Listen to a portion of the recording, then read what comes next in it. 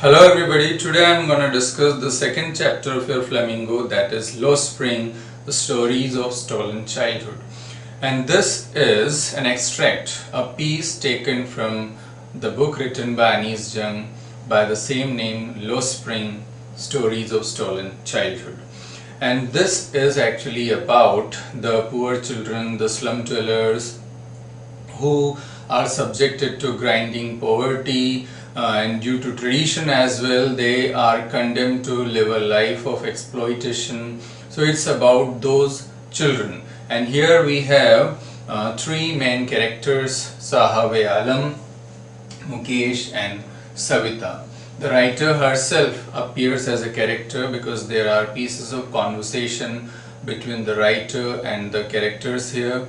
So the story begins with Sahab Alam, and Sahab is a rag picker, and the narrator and Sahab, they meet almost daily in the morning. So the writer asks Sahab, because Sahab and writer, when they meet, they converse, they talk, and Sahab says that sometimes I find a rupee in the garbage.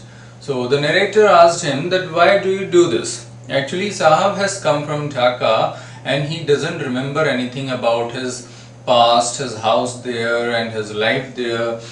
He remembers only what his mother had told him, and mother told him that there were storms, and due to storms everything was swept away, and so they came to India. And now here they are looking for gold in the garbage dumps. So actually what he, as a rag picker, he goes out in the morning to pick rags and all. So the writer told him that why don't you go to school? Now Sahab said that there is no school in my neighborhood. The writer though herself realized that it was a useless, a hollow advice, because they don't have even 2 times meal, and she was asking him to go to school.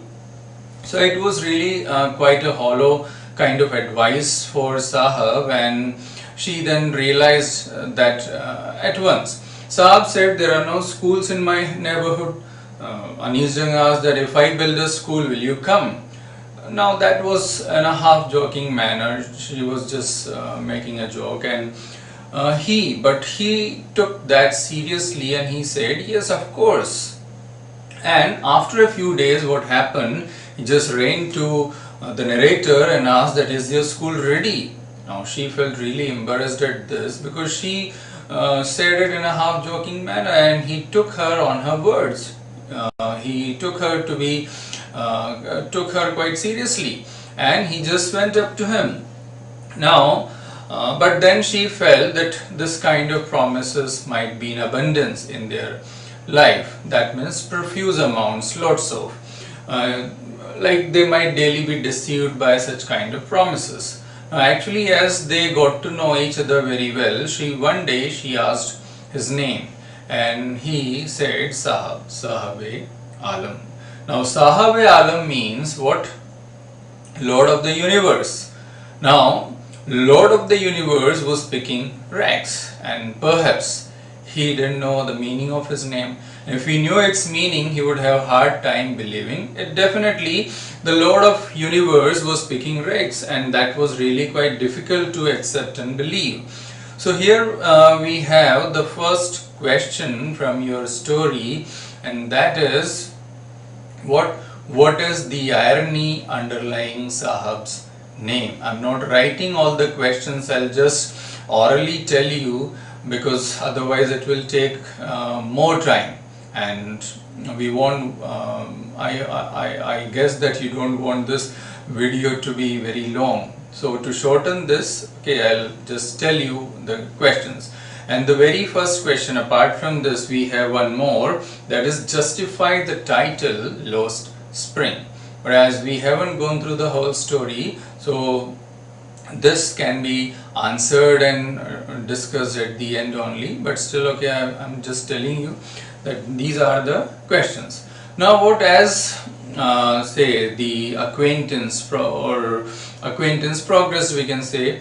So So what she came to know each one there. So one day there was a group of 3-4 children. She went up to them and she asked that why aren't you wearing chappals? So one of them said that my mother doesn't bring them down. She has kept them on the shelf. So, and the other one, so as I said, there was a group. So the other one said that even if she brought them down, he would throw them off. He won't wear. And another one there, actually he was wearing a mismatch. The shoes, they didn't match. Perhaps like 6 or 7 or black or white or something like that. So when I pointed to that, he shuffled, like of course might be embarrassed and all. So he shuffled his feet. Another third one there, he was saying that I want a pair of shoes. Perhaps he had never had one. So what that she has seen such children in the cities and villages, and often such she has witnessed or seen such children often. Now one explanation there comes, what, that it's a tradition to stay barefoot. It's not lack of money. It means they are trying to say that it's not that we have money, still we remain barefoot. So that's one explanation, but writer doesn't accept that. She wonders whether it's an excuse to explain away the perpetual state of poverty. That is, perhaps they are just making an excuse, otherwise they are very poor. So she doesn't accept or believe that. Now to clarify their situation, that how poor they are and their situation hasn't improved for years, she has quoted a story here. That she is telling that I remember a story once a man from Udupi told me. So actually what his father was a priest, and he as a young boy, when he walked past, when he went to the school, so on the way to school there was the temple where his father was a priest, and he would stop there briefly to pray to goddess. And he would pray, "Oh goddess, give me a pair of shoes." And what 30 years later she visited the same place, the same temple, and she found what, now the situation has got changed. There was improvement. There were red and white plastic chairs. A boy, at that point a boy came running, and what, he was wearing uniform, socks and grey uniform, socks and shoes, and he just threw his bag on a folding bed there. So looking at the boy, she remembered the prayer the other boy has made when finally he got the pair of shoes. So what was that actually? When he finally got the pair of shoes, he said, "Oh goddess, let me never lose them." Now what does this mean, that let me never lose them? So actually he was like trying to just assure himself that goddess won't take them back. He wanted an assurance from, and it seems what when she looked at this boy, so she felt what, that goddess had granted his prayer that he demanded. And now even 30 years later, for the next generation, even like the generation has changed, but still the situation hasn't worsened. They still have all the things, or the situation has improved on the contrary.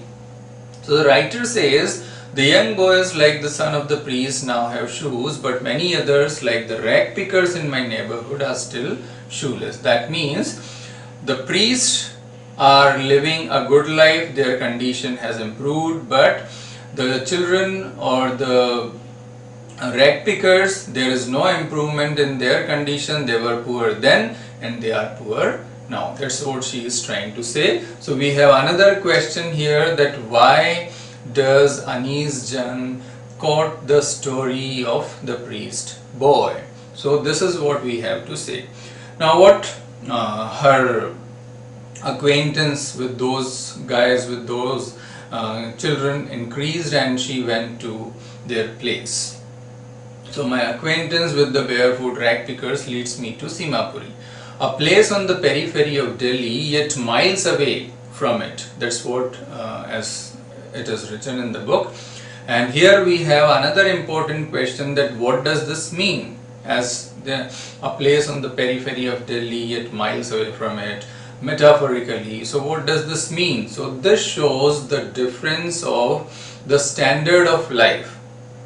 What that Simapuri part of, we can say, Delhi, because it's a slum outskirts, on the outskirts of Delhi, yet it is devoid of even the basic amenities. And on the other side, Delhi, the metropolitan city with state-of-the-art amenities, hi-fi lifestyle, all the luxuries. So that's the difference. Now, those who live there are squatters. Squatters means illegal dwellers who came back in 1971, and the condition in which they live is very poor and miserable, like mud structures, roof of tin and tarpaulin, without drainage, sewage and running water. Even like no identity, no permits, only ration cards which enable them to buy grains and get their names on the voters list. Of course that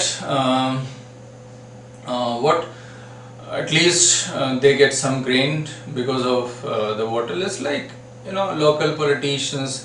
So sort of agreement that you just vote for us and we'll provide you these things.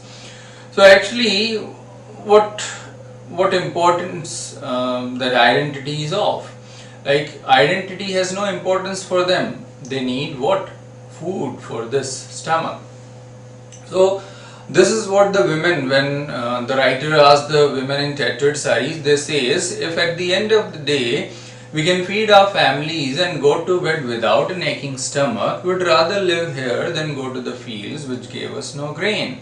What's the use of living there in Bangladesh, there in those houses where we don't have even food to eat, where we have nothing? So it's better that we live here. Here at least we are getting something to eat. So we are better off here. So wherever they find food, they pitch their tents. Like it is the relation is actually food and survival. So if they find food, they live there, they pitch their tents, and children grow up in them, becoming partners in survival. And they too learn rag picking and all the other things. So it's like what even rag picking rag picking to them is like what is fine arts. Through the years it has acquired the proportions of fine arts. So how? Because experience, they got that much experience that they can, like in one glance they can say that will they get anything there or not. They got that much experience. They just can scan the rag or the garbage and they can say that there is nothing, just move ahead, we'll find something there. So they have got that much experience, and garbage has become gold for them because their whole life depends on that. Now Sahab comes again and he says, sometimes I find a rupee in the garbage, even 10 rupee note. His eyes lighting up, means he is feeling quite happy saying that. And you don't stop scrounging when there is hope of finding a silver coin. So the writer is trying to say that if you find more, if there is hope of finding more, definitely when there is scope, when there is more hope, you don't stop doing that.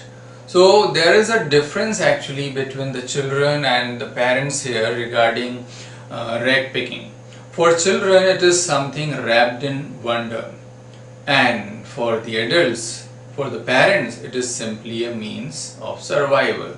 So we have a question on this, and one more as well.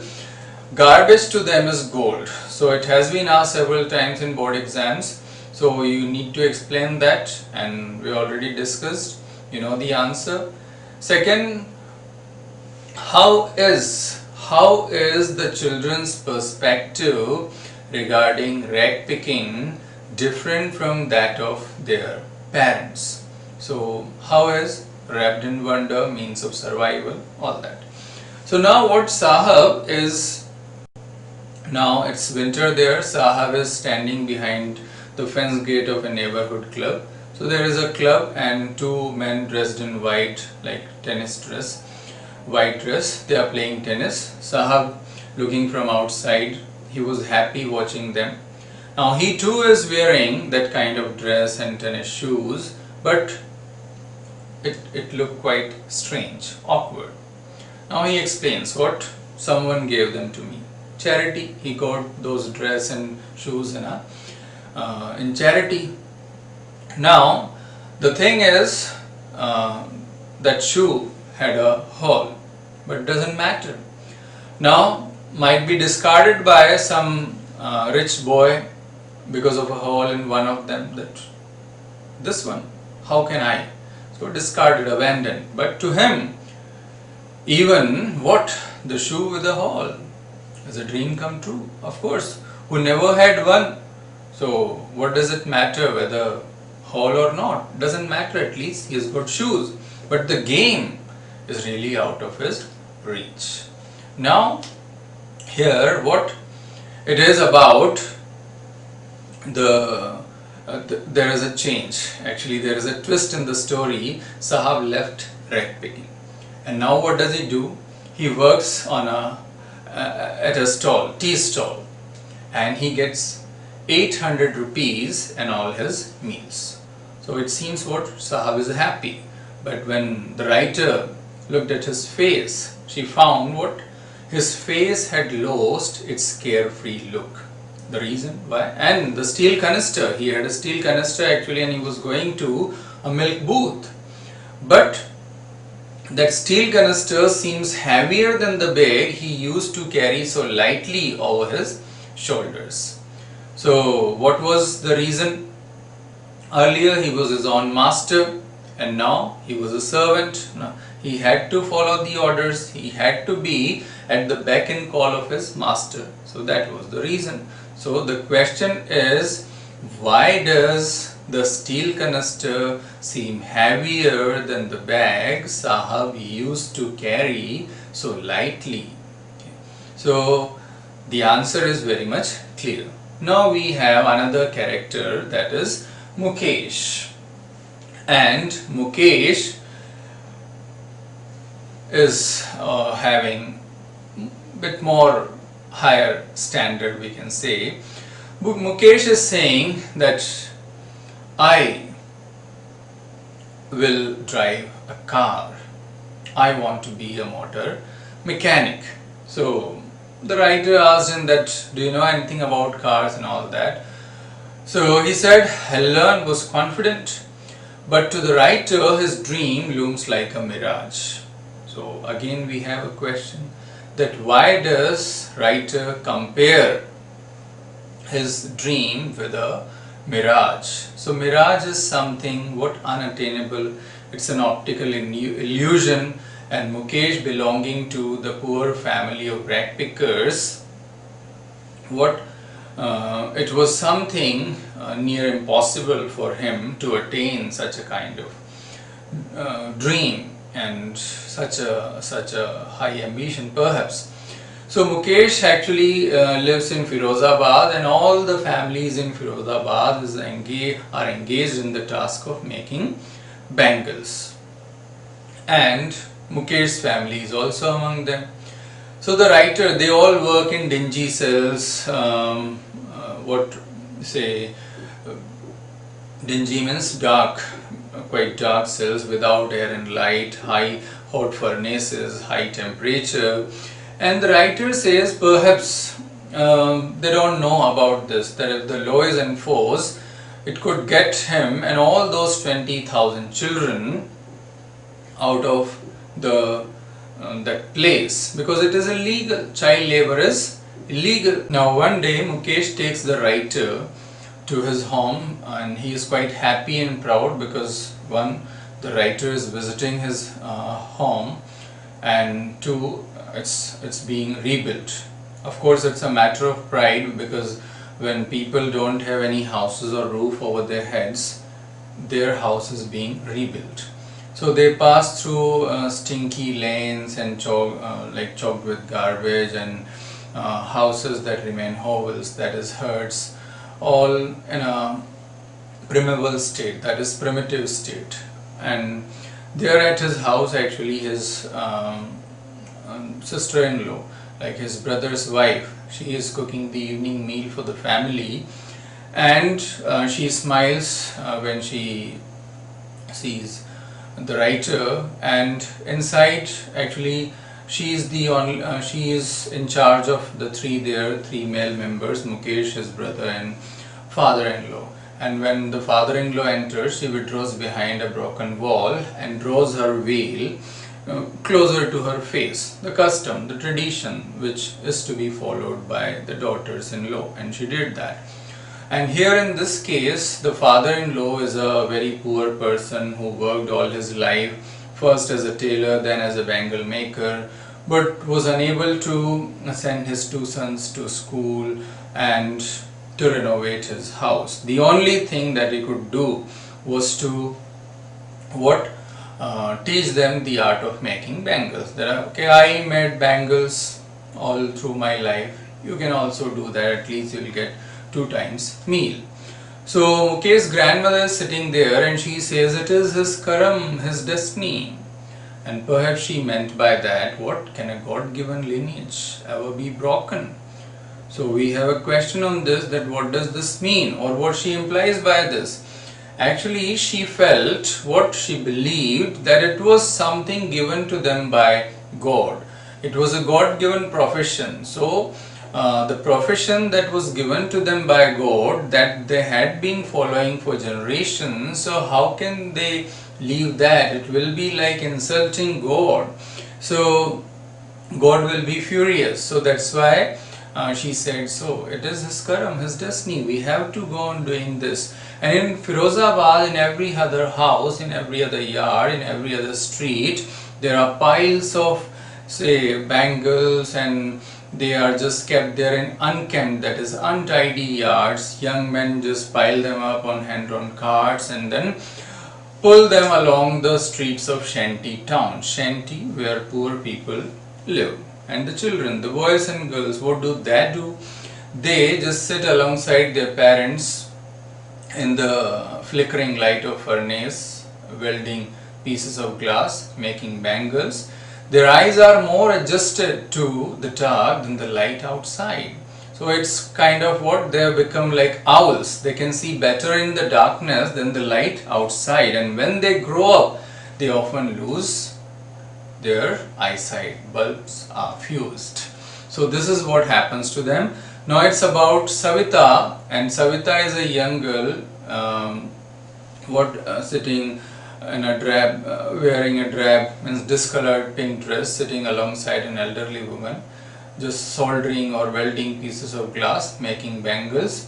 And she is an expert in that. Her hands move mechanically like the tongs of a machine. So looking at her, the writer feels that if she knows the sanctity of bangles, sanctity, that is purity, piousness, does she know? Because such a young age. But what does that matter? Because one day she'll come to know, definitely when she would become a bride, like the elderly woman who was sitting beside her. The elderly woman still had bangles on her wrist but no light in her eyes. And how can there be?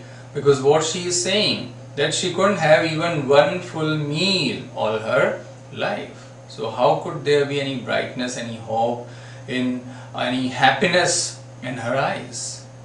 And her husband with a flowing beard was sitting there. He said, I know nothing except bangles. So yes, and yes, one thing that he has done is made a house for the family to live in. So it seems that it's no less than an achievement, where people don't have any roof over their head. He has made a house for the family to live. So it's an achievement.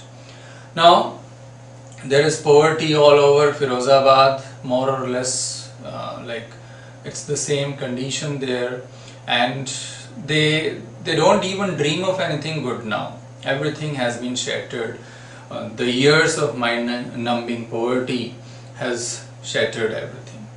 Now the writer asks a group of young men there that why don't you organize yourselves into a cooperative? So the young men said that what is the use? Actually they are all trapped by the middlemen, the brokers. The young men said that what is the use? Even if we are organized, we are the ones who are pulled, beaten and dragged to jail for doing something illegal. Means if anything illegal happens, police comes and just catch us, arrest us and take us to the prison, and we are just put in prison. Because the reason why? Because there is no leader. There is no leader among us who can help us see things differently. So of course there was nobody to lead. There was nobody who could show them the way that how can they progress, how can they go ahead. There was no one. And they were all tired. They, their parents, and their talks move in a spiral of poverty, apathy, greed and injustice. So they are surrounded by all these things. So we have another question here, that why do the young bangle makers not organize themselves into a cooperative? So an answer you know very well now.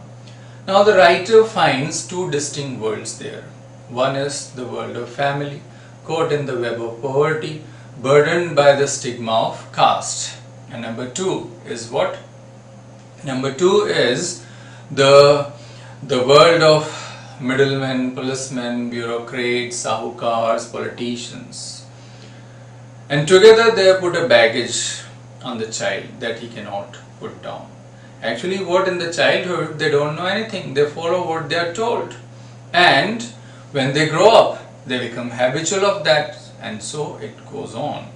And to do something different would mean to dare, but they've never been taught about that you can dare, you can challenge the system, you can do something differently. They have never been taught about that. So now what the writer says, when I see a flash of it in Mukesh's eyes, I'm cheered that there is somebody at least who wants to do something different. So I really feel very happy. And the same questions that do you know anything about cars and all that. And finally she asks that do you also dream of flying a plane? He says yes. So there is an embarrassment in his voice but no regret. In his response there is an embarrassment but no regret. And of course he doesn't need to regret about that. Why? Because he dreamt of what he saw, what he could do, what he could achieve. Now, what is the use of dreaming of something that he hasn't seen or that he couldn't achieve? He had seen cars speeding away, his town hurtling down, speeding away. But he hadn't seen airplanes or aeroplanes flying over Firozabad. So, that is the reason. And so here we have some questions at the back of your text. Mention the hazards of working in the bangle making industry and how in your opinion can Mukesh realize his dream. So these are the two questions which are important, and apart from these two we already discussed the other questions. And the last one more, I was talking of two worlds here, and the worlds are, the question on this is, which are the two worlds Jung finds the bangle makers caught in. So I hope you may have understood the chapter very well. I've discussed all the possible questions which have been asked so far in your board exams and which can be asked. So just